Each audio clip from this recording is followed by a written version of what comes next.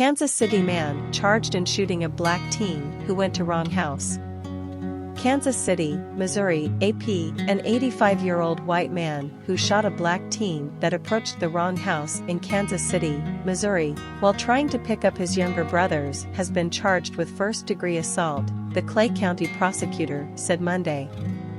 Prosecuting Attorney Zachary Thompson said at a news conference that there was a racial component to the incident Thursday night in which Andrew Lester twice shot 16-year-old Ralph Yarl, who was recovering at home after being released from the hospital on Sunday. But nothing in the charging documents says the shooting was racially motivated, Thompson clarified.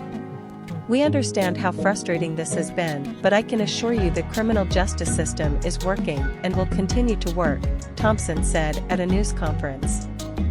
The shooting outraged many in Kansas City and across the country. Civic and political leaders demanded justice, and some, including lawyers for Yarl, pressed the racial dimension of the case.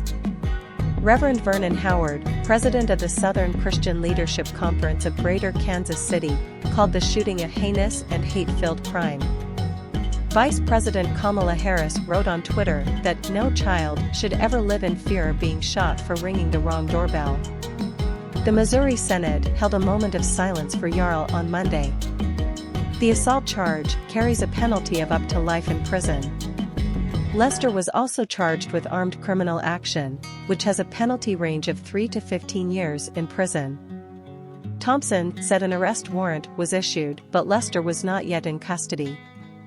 Yarl, an honor student and all-state band member, was supposed to pick up his two younger brothers Thursday night when he approached the wrong house. Lester came to the door and shot Yarl in the forehead, then shot him again, in the right forearm. No words were exchanged before the shooting, the probable cause statement said. But afterward, as Yarl got up to run, he heard Lester yell, "Don't come around here," the statement said.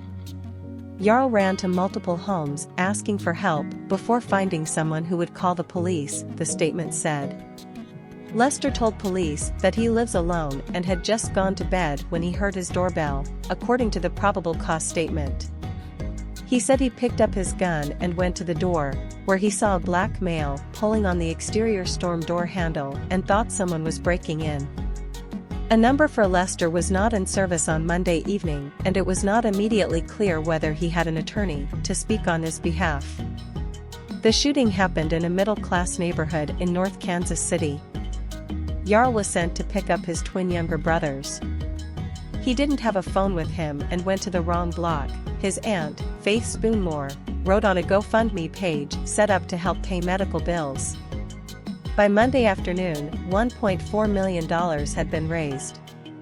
Graves said that Yarl's parents asked him to pick up his brothers at a home on 115th Terrace, but he mistakenly went to 115th Street, the Kansas City Star reported.